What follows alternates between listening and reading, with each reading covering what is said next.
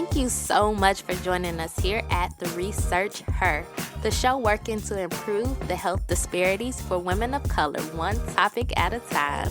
I am Alicia. I'm here learning and growing with you as we research our way to well-being. Welcome. Hey. So today, like all other guests, this one is bomb.com.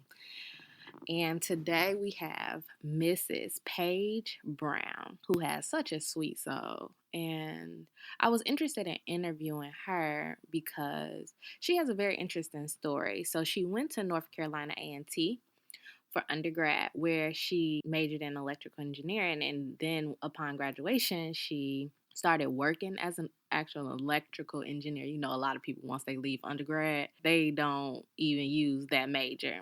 But she did, and she soon found that her job was not that welcoming, and she experienced some interesting things while at work, which I won't give it away. You'll need to read her book. But electrical engineering is a very white male-dominated field, and they weren't having it with this black woman coming in and all standing up for herself or whatever. So she wrote about it in her book, A Black Woman's Guide to Conquering Challenges in the Workplace. When I originally interviewed her, I had not yet read the book, but since interviewing her, I have, and let me tell you something. I went from infuriated, being super mad at her telling her story. It was some good tips for pretty much anyone who is just in a space where they are unsure and they're not necessarily happy, but, you know, they're trying to figure out how to make the most of where they are right now. She also challenges you in asking, is it even worth it to be there? Do you need to leave? She ended up leaving her workplace later on to pursue another degree, which is a doctorate in engineering education, where she is currently trying to understand the Black woman's experience in the engineering workforce. And also she cares about improving the K through 12 engineering education of underrepresented minorities.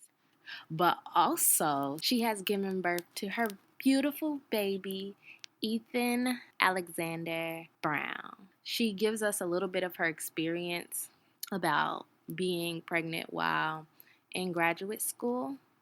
So with that, let's get into Mrs. Paige Brown's story.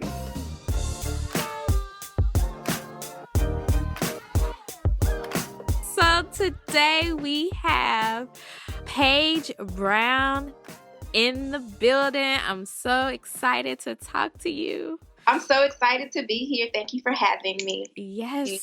So we're going to get started on our icebreaker questions. What is your ratchet pleasure? Oh, my ratchet pleasure is watching The Real Housewives of Atlanta. So you follow everything? Yes, I love that show. That's my weekly dose of ratchetness. And if you could break the law one time, what would you do? Oh my goodness, I don't like this question. What would I do if I could break the law? So maybe I would take some people out of jail. Okay. Some people who have been wrongly convicted, or individuals who have been given these long sentences that they don't deserve. Nice. So if that counts as breaking the law, I would do that. Yes, that's breaking the law. You know, we like to put people in jail for no reason. It's just, that's our country. Yeah. So let's get to the interview. So did you always know that you would be pursuing a career in engineering and engineering education? So no, I didn't. I would say that going all the way back to high school, when it was time for me to get ready to apply for schools, to figure out what I wanted to major in, I had no idea what I wanted to do. I knew where I wanted to go to school, but I just didn't know what I wanted to major in. And so it was really influence from family members that led me to pursue engineering for my undergraduate degree. I had an older cousin who I looked up to as far as everything. And she was an electrical engineer. And so I was like, maybe I could be an electrical engineer. And I also had an uncle who was an engineer. And he said, you're good in math and science. You should do engineering. And he was whispering in my mom's ear, they make a lot of money. You should encourage it to do it. So, of course, my mom gets on board. You should do engineering.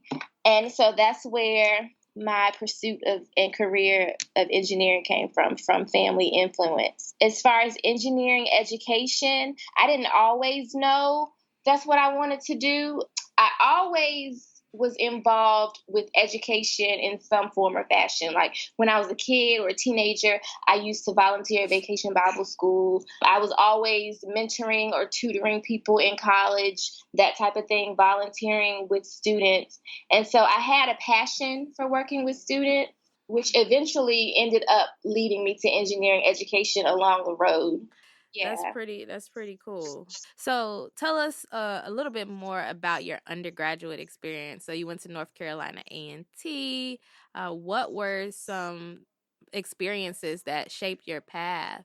Yes, I want to say Aggie Pride. Mhm. I love my HBCU. So some things that shaped my path at A&T. I just had a great experience overall. I had a great time. Of course, I was majoring in engineering. Engineering is hard, difficult. It's not easy at all. But outside of academics, I was a Golden Delight in the band. So I twirled the baton and danced in my university's marching band. And that took up so much time.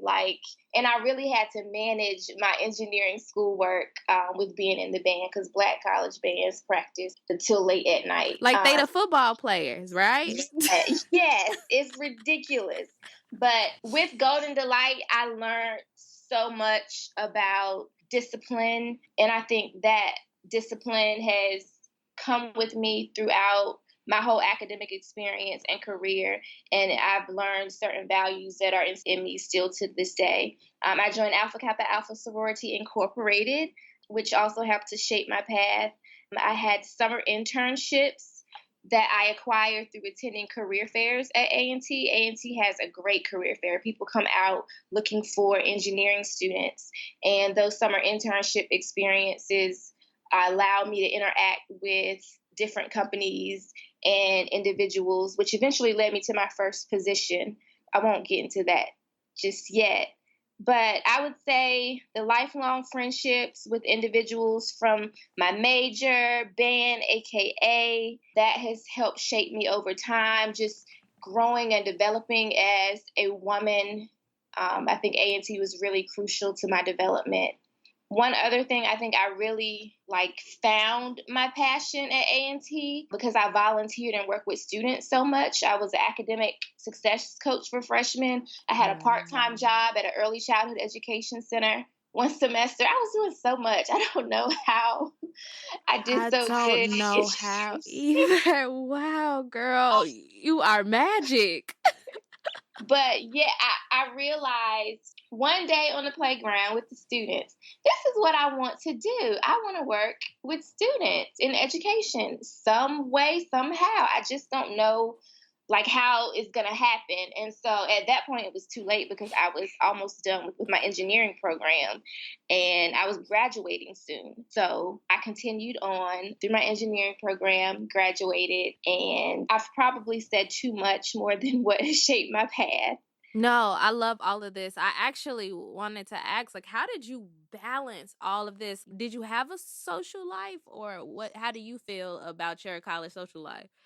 First year, it was just straight band people, and the people who I had classes with. I always kept my schoolwork first. Like after class, I would immediately begin my homework, and then we would go to band practice. I would always make sure my homework was done, and I would also get close to my classmates, and we would form study groups, and I would make sure that I would follow up with them or ask them questions if I had questions. Sometimes there would be all-nighters where I would have to stay. I don't have to stay up late. I don't know how I did it then because I can't do it now, but it was really some hard work.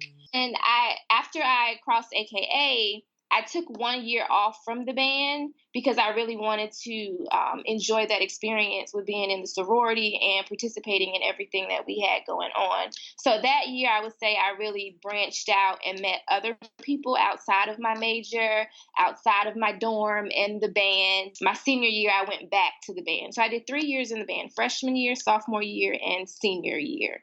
Okay, so you are at HBCU, and it seems like you have a full experience. Like, that is so cool. Like, you get the Yeah. band experience, you get the Greek experience. Like, it just seems like you had such a full experience.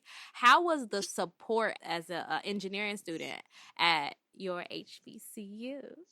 I would say it was family oriented. Like everyone there wants you to succeed. The professors, your classmates, you work together as a team. Sometimes there would be some friendly competition, but I think everybody really wants you to succeed. I remember I had one class, differential equations, Oh, Diffie and Q. yes, I had an F at midterms. Mm. And when I tell you, I was like, this can't happen. Like, my mama's not having this. And so, like, I studied my butt off. I went to the professor and let him know that, hey, what do I need to do to, like, bring this up? Extra credit work. I went to office hours so I could get additional assistance. I work over. And I ended up getting an A in that class. And I can just say that Girl, yes. I don't know how that happened, but I really worked my butt off to bring that up. And the professor was really supportive, and he saw that I was trying to succeed. So I think that his support and help was really good. Dang, that's an amazing story.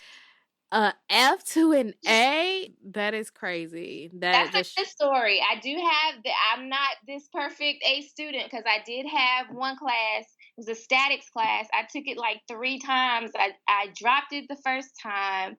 I got a was it a C or D the second time? Then I had to take it again, and I finally brought that up to a B. and that's still a success story, because after the second time, a lot of people like, you know what, this class not for me. I got to do this time. Like, you needed that one to graduate, I'm assuming, though, Yes, and I it had to did. be above a C minus. Yeah, Yeah. it was the statics course. You went to a HBCU, but for your graduate programs, you switched to PWI. So how was that transition from being at a HBCU to now you're at a PWI? Yeah, so I really didn't know what to expect. Like once I first got to campus, I was like, wow, this campus is so big. Like never in my life have I seen a campus that big.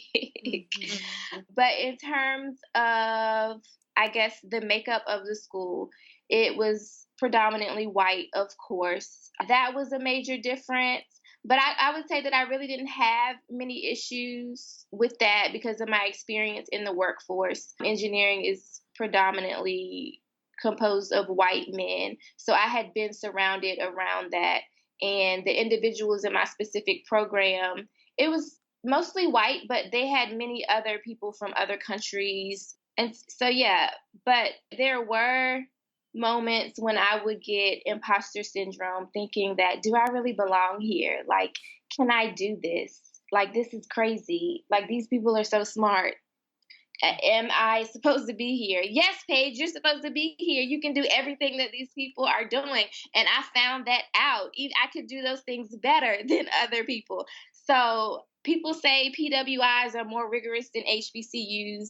And I know that HBCUs can be just as rigorous as PWIs. A&T has produced the most Black engineers. And there's so many other people outside of engineering who are successful, just as successful as others. And so I had to come to terms with, Paige, you are capable and knowledgeable just like everybody else. And I was this past year. Do you still feel like you have imposter syndrome at times, or is this something that you feel only you experience like 1 year, 2 years? Yes, it's like a roller coaster. It comes and goes, and I have to continuously have those pep talks with myself because, I mean, you'll find yourself in different situations at different time points, and you'll doubt yourself, but you just have to push past that doubt. And what made you switch from engineering in undergrad to education? I know you already established, like, in your head you wanted to work with kids, but how was that? Was there any resistance that you had within yourself to actually pursue it? So I wouldn't say there was resistance for myself, but there was resistance around me. Mm. So, like, family members or people telling me, "You're an engineer, you make all this money. Why do you want to go be a teacher?" And I don't necessarily have to be a teacher, but that's what everybody equivalent associates education with, being a teacher. There are so many other opportunities that you can pursue besides teaching at a high school or something like that. But once I started my first position after graduating, I became really involved with the National Society for Black Engineers, and I started a NSBE Junior chapter. So I was doing a lot of work with students. And that feeling that I had on the playground and that thought that this is what I'm supposed to be doing kept coming up. And I was like, Paige, we need to start making some steps towards that. So that's what made me pursue that master's in education. And then my now husband, we were girlfriend and boyfriend at the time. He moved to the DC area, and I just wanted to find a job to be closer to him. So I found a new job, but I still wasn't doing anything to progress towards a career in education. And I had a friend who told me about Purdue's engineering education Ph.D. program. So I applied and I was accepted. I got offered a fellowship that covered my tuition, fees, everything, with the stipend. So it was like, how you gonna turn that down? Yeah. But still, like, opposition from family. You want to leave that six-figure job for education to go back to school. My husband, he was a little skeptical as well because he hadn't heard of engineering education, and it's still fairly new. And even people from engineering disciplines, other engineering disciplines, they look at engineering education, they kind of look down on it as well. It's still trying to be received by those other disciplines, but we came up with an agreement that I could go to Purdue. So how is balancing, like, being a wife with a PhD program? It is hard. That's all I can say. It's very hard because he's not in school, he's not going through it. And sometimes I can, no, I can't do this, babe. I can't go out here or there because I have to study, I have to do this work or get that done. And so it really is a balancing act trying to make time for him being a wife while also getting my work done. It's like a different world going from working full time, the husband and wife, regular typical household, and then going back to a PhD program. It's like a totally different life. So it's a challenge, and we're constantly working on it. He's doing really well with understanding when I need time to do work. And I'm trying to make sure that I get my work done so that I can spend time with him. Yeah, and that's what I wonder, the time. The time is really why I asked, because it's like Yeah. when you are doing so much, how can you balance all of the responsibilities? Right. And yes, because he is my husband, he let me move to Indiana while he was in the DC area and stayed to begin my PhD. So I'm really thankful to him for that. And he was supportive through all of that. And so, like, I would talk to him all the time, FaceTime, in between classes, after classes, before I go to bed. We would have to have that constant communication and be intentional with communicating while we were away from each other. So I am grateful to him for that because not too many men would go for their wife leaving them 11 hours away to leave their job and start a PhD program. We worked it out, and we're still going. Yeah. So how is it being a girl from down south up in Indiana? Girl, that cold weather, I cannot deal with it. Oh my goodness. Indi- Indiana, it's not that many of us there. I'm not going to tell you what my husband said about Indiana, but you can imagine. Um, And in West Lafayette, it's like Nothing. Yes. I'm from a small town, so Okay, so that's nothing for you, yeah. yeah, I can handle it. But I mean, working in the DC area, I kind of got used to certain things, and West Lafayette didn't have any of that. Like the restaurants aren't even that good. It was an adjustment, but I'm glad it's over and I'm back. What inspired you to continue to get your PhD after getting your master's in education? Why did you feel like this was the next step for you to take? Well, like I said, I really hadn't figured out how I would transition into education. I knew that's where I wanted to go. And when a friend told me about Purdue's engineering education program, I was like, engineering plus education, that seems like a good fit. So I did research on the program, saw that there were so many areas that you could go in after you pursued this PhD. And so that really motivated me to continue on because I just didn't know how I would transition from engineering to education. I had even looked into becoming a teacher at a high school, teaching STEM or engineering. But for that, there's certain requirements that you have to have. And you have to become certified to teach certain grade levels. I don't know. I just really wasn't feeling that path at that moment. And so that PhD in engineering education program seemed like something more down my alley, and I could do more than just teach. I could go into policy work, I could go into developing programs, I could be a faculty member and a professor at a university, or I could even set myself up to start my own school. Who knows? Okay, so what did your master's in education do for you? When I started my master's program, initially I started out with a master's of arts in teaching. But at some point, for some reason, I got lazy and was like, these are too many requirements. It's too many tests I got to take to be certified to be a teacher. Like, I don't have time for this. And I changed to a master's in education. And that program didn't have as many requirements. I didn't have to take the exams to become certified to teach, and I would finish the program quicker. If I could go back, I would change that and I would continue to pursue that specific degree where I would have become certified to teach. So that is what I would change if I could go back. And how was doing an online master's? Like, that is hard. That is hard to do online school because, I mean, you're not going into a classroom. There's no accountability. Like, did you feel challenged or was it like nothing for you? Like, this is nothing. For me, it wasn't that hard because Okay. we really haven't talked about my experience working, but my first job that I had, I encountered so many challenges at that job, Okay. like just with people in general. And so for me, my outlet was working with Nesby Jr. and the students. And then I started my program. So that was really a motivator for me to do that schoolwork. And I would do schoolwork at work. Don't tell anybody I was using their time. But and then, like, I would set up a schedule where immediately after work, I would spend at least an hour doing schoolwork because soon I would have to go meet with my students for Nesby Junior. So I really was on a schedule, and like that motivation of I'm pursuing something that I want to do. I just can't stand going into work.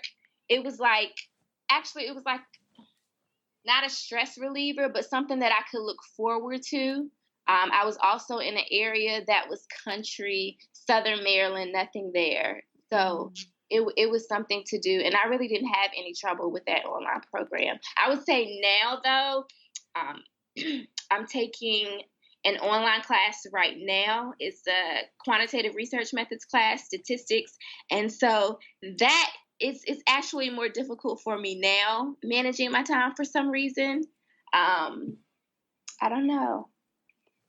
Okay. And now you go to Purdue and it's time for you to choose a research advisor. Was that difficult for you? How did you choose who to work with? So when I was looking for an advisor, I wanted somebody who had research interests that were in alignment with mine. really at that first semester, that's when we are supposed to search for an advisor, go through the advisor matching process. I hadn't nailed down what I wanted to do for my dissertation. I was torn between K through 12 students in engineering and Black women in engineering industry. And so it was sort of difficult, and I narrowed my top two down to individuals who, one individual, she does K through 12 work in engineering education. The other individual does research on identity and diversity in engineering. And so, speaking with both of them, I decided to go with the professor who does research in identity and diversity in engineering. Her research focuses on understanding intersections of multiple identities, including race, gender, things like disability, sexual orientation. So I felt like she probably would have been the best fit, since if I would have went through K through 12, my focus would have been on Black students or minority students, and then the Black women in engineering, it would be Black women. I had conversations with her before I was matched with her, of course, and she still supports me doing K through 12 work as like side projects. So that was a plus. I also wanted an advisor who would be supportive of me and my specific interests as a Black woman, someone who understands or is working towards understanding issues surrounding race that I'm concerned with, and someone who can understand challenges that I myself as a Black woman may encounter.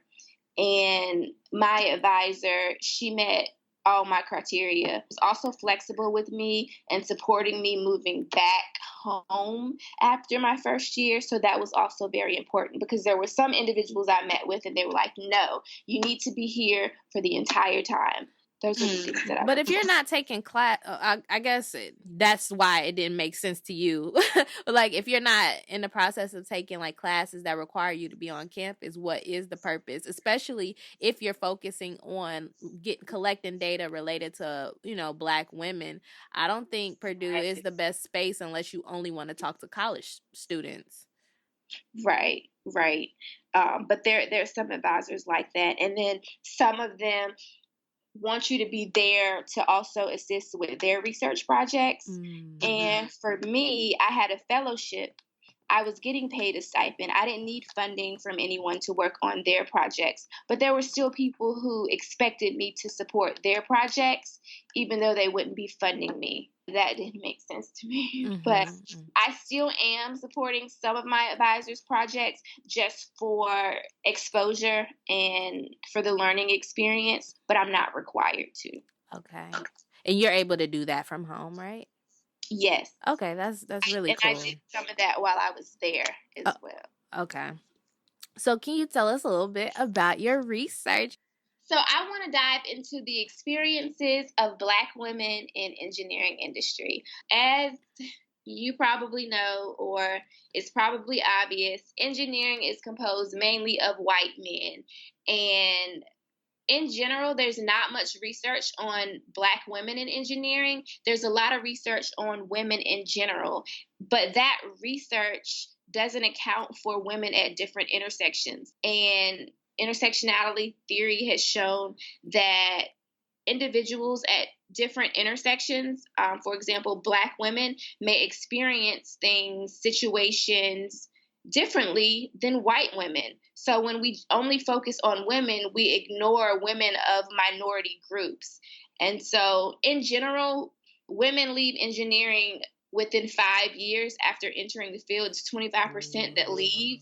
And so I want to know what's going on specifically with Black women. And this is like fueled by my personal experiences working, because I've had some challenges. I've been in situations where I was like, this is crazy. I'm leaving here. I can't deal with it. And I think that this all relates to engineering education, because these cultures that we have within engineering and how people interact with each other, that has to start from somewhere. That could begin within engineering education and the universities and the cultures that are being created there in those spaces.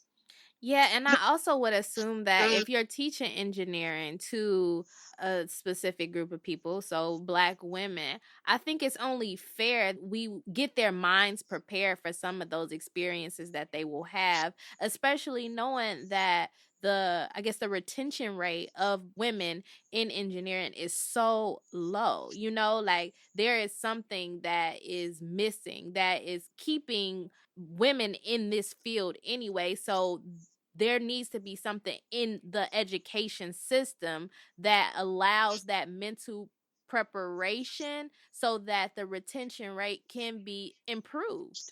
Right, exactly. I had a leadership policy and change course this summer. Well, not this past semester, and one of my proposed changes was to incorporate a course or curriculum in diversity and inclusion because students, Black and white, need to be taught, and from all other ethnic groups, need to be taught how to create environments that are inclusive to all people.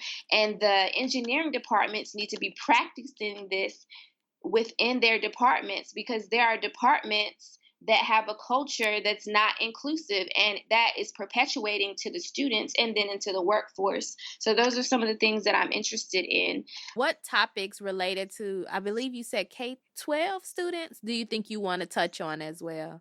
So I am interested in exploring engineering education for K through 12 students in minority areas, specifically majority Black schools. Where I Mhm. come from, in my hometown area and surrounding areas, a lot of the schools are majority Black. And I went back last December to speak to some STEM classes, and they really don't have an understanding of engineering, even though they're learning about it in class. They think of construction. A lot of them haven't been exposed to things.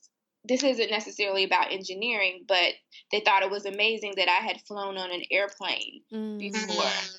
So just exposing those students from those populations to engineering, I'd like to learn if even short term programming, like having visitors to come in to teach students or summer programs, would actually have an impact on students' perceptions or attitudes towards engineering. Could those short term programs help them have an increased interest in engineering and wanting to learn more? And I'm also interested in evaluating some of those STEM classrooms that they have in these rural areas to see if they really are making a difference in the students' lives and to see if the students are actually learning anything. Because a lot of times the teachers don't have enough preparation or support to carry out these STEM and engineering courses. Were there any challenges that you face as like a Black woman in like higher ed? Overall, I would say no because like even the head of the School of Engineering Education, her research is in diversity and inclusion, and she looks at things like critical race theory, things like that. So like my department is very culturally aware or sensitive, and they're very supportive of minority students. Although I can say there are some people in the program who I question, and I'm like, how do you really feel about me? Mm. So one day I did a research project, and it was the end of the semester, and we were doing poster presentations, and my project was on examining culture in a computer programming lab. And so my research involved looking at data, tons and tons of video data, examining one Black male student. Everybody else in the class were white males. There was maybe one other Black female student. And I was finding things related to race from my observations. And I was given my spiel with my presentation, discussing my research. And he goes, "Well, how do you know that guy treated him that way because of race?" And I'm just thinking, well, nobody's going to straight out say, "I'm treating you this way because you're Black." Mhm. But the way he came at me with his question it was just crazy. And I even had somebody else who was standing there come up to me later and they were like, just ignore him. He's a jerk. He has an issue with everything that involves diversity and inclusion. So I would say that was the closest thing to being a challenge that I faced. But I think I handled the question very well.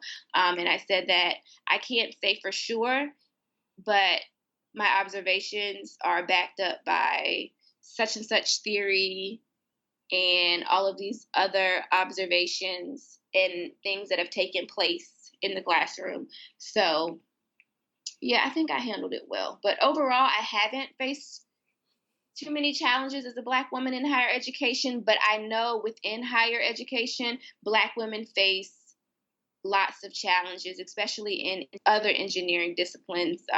There's a retention problem as well.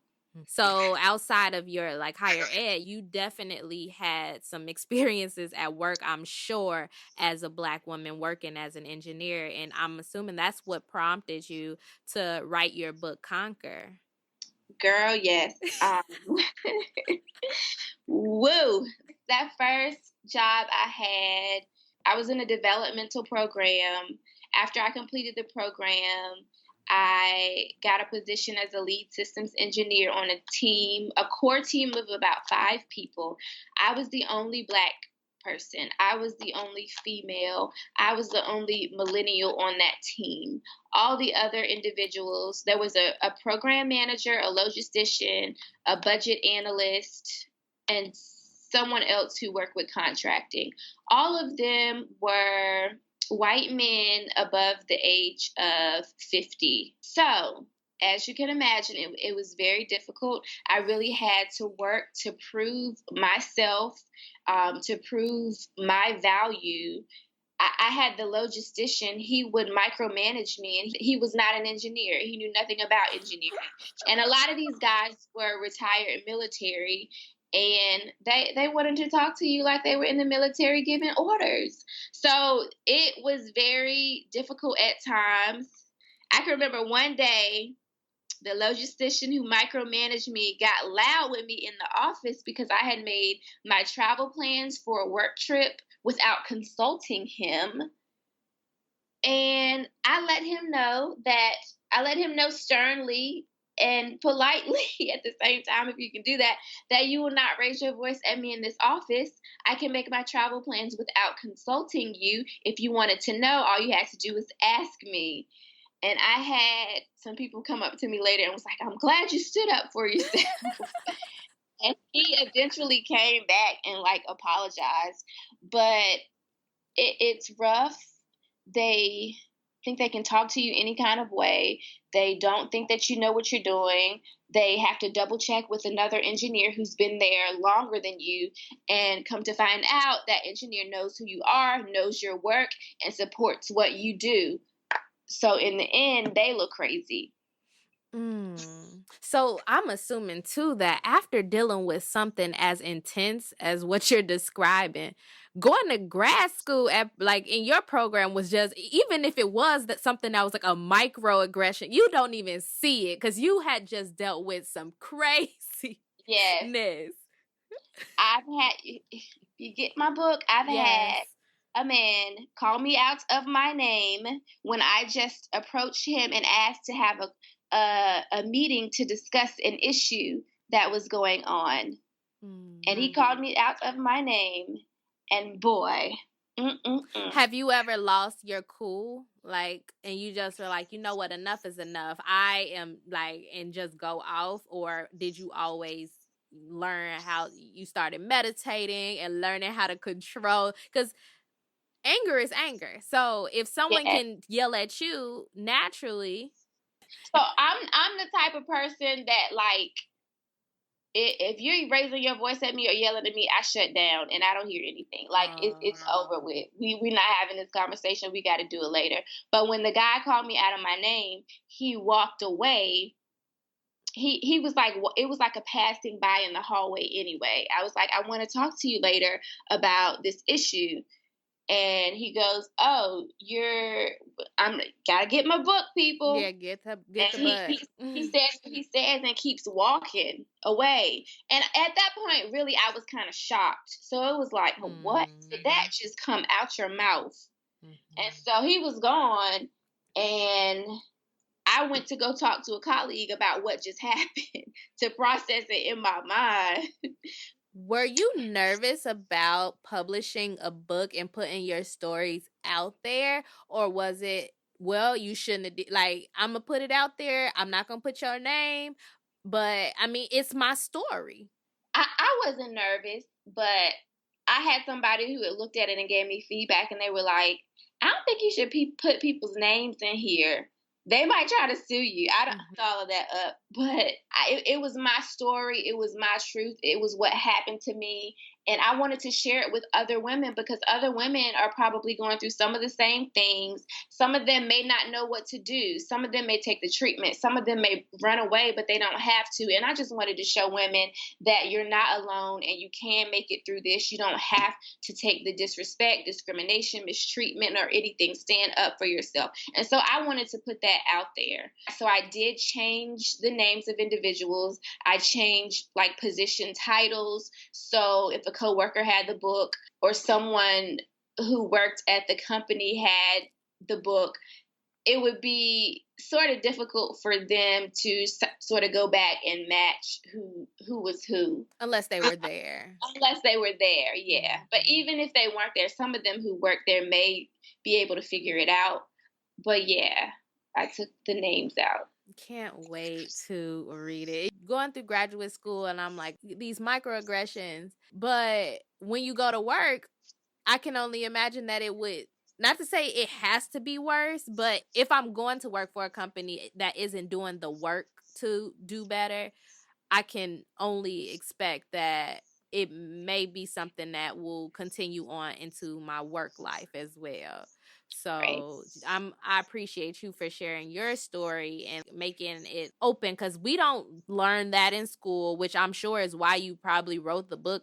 We get these high, like these chemistry science majors, and we go work for these companies, and we don't learn in school that, oh yeah, by the way, when you actually go do your job, you can't barely do your job because you're too worried about what X, Y, and Z is going to say to you and stress you out or whatever.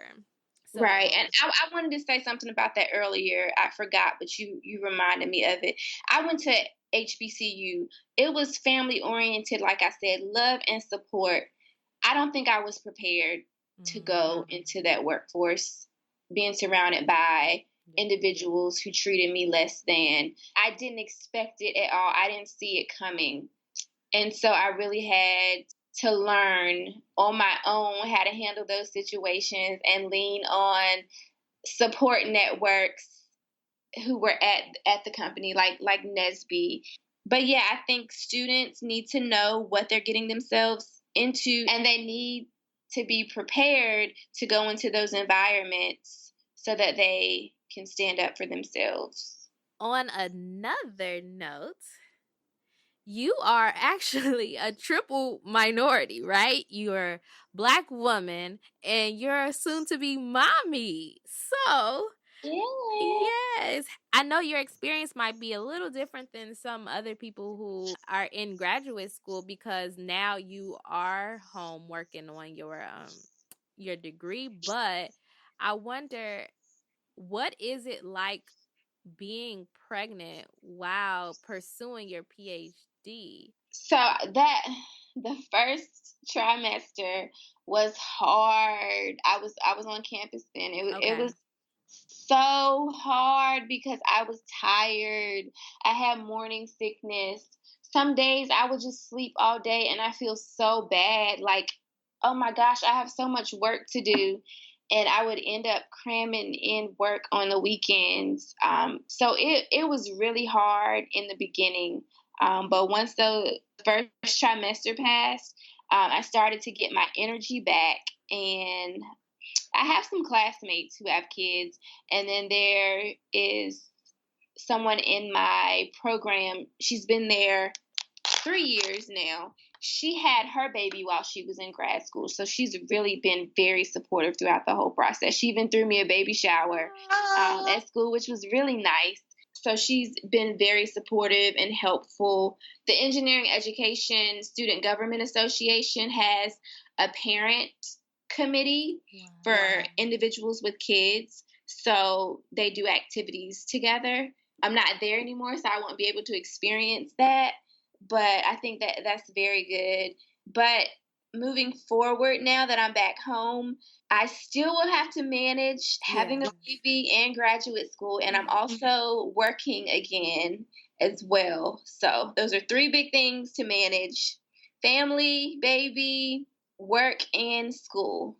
Yeah, and I just wonder because like when you're on a college campus, I've been listening to it's called Her STEM Story is a podcast I've been listening to, and they were talking about their experiences like being moms on campuses, and essentially campus they don't have any like facilities and those resources for moms because there is so like single person college student oriented on college campuses.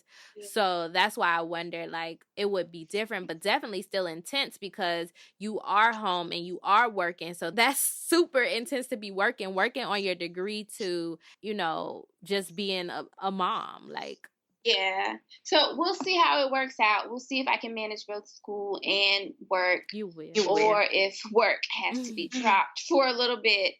But I want to say Purdue, they do really good as far as facilities. They have a child care center. My classmate who has, well, both of my classmates who have kids, their kids go to the child care center on campus, and it's like this state of the art facility. They have like I think the people who work there have master's degrees or something, they were saying, which was like crazy working at a child care center. So Purdue's really good for that. I know other universities aren't equipped, but Purdue is. And you said you were tired a lot. Do you feel like it affected your like ability to think clearly and things like that?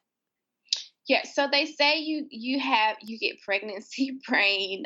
I don't think it really affected my ability to think clearly. Like, I would have to be in a good place to do work. Like, I would have had to be well rested and just ready to go and work, because most of the times, like I said, I was tired.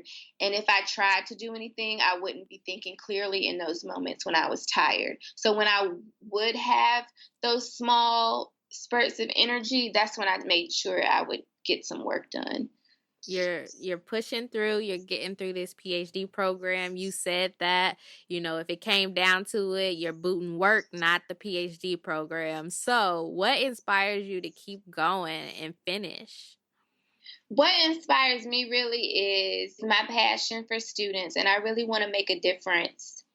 And I think that I really want to support students, minority students, especially African American students who want to pursue engineering because it's something that they really are passionate about. I want them to be able to make it through their engineering programs, to succeed in the engineering workforce and become leaders. And I believe that they need more people out there to support them and push them and let them know that they can do it, because there are so many forces at play, systemic forces that want to kick them out of engineering. And so I just want to be that person to support our African American students that are coming up now. And then my baby's my motivation. I got a new motivation now to keep pushing through.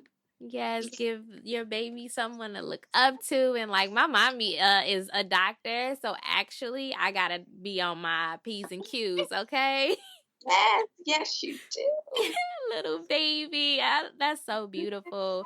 Well, I want to just say thank you so much. I cannot wait to share your message with the world. I can't wait to read the book. Like, I'm so excited for all that you have in store, for you to get your research done, and for you to become Dr. Paige Brown. And I look forward to seeing that. Do you have any last things you want to say? I just want to say thank you, Alicia, for having me. Thank you, the researcher. um, Thank you. it has been a pleasure. Keep doing what you're doing. I really admire your podcast and the work that you're doing, and I wish you the best of luck defending. Thank you. Hope you enjoyed that episode. If you want to connect with Paige, she is at Mrs. Paige Brown on Instagram, and also mrspaigebrown.com if you are interested in getting a book and keeping up with her and her journey. If you want to find me, I am at The Research Her on the socials, and you can connect with me at theresearchher.com. And until next time, I holla.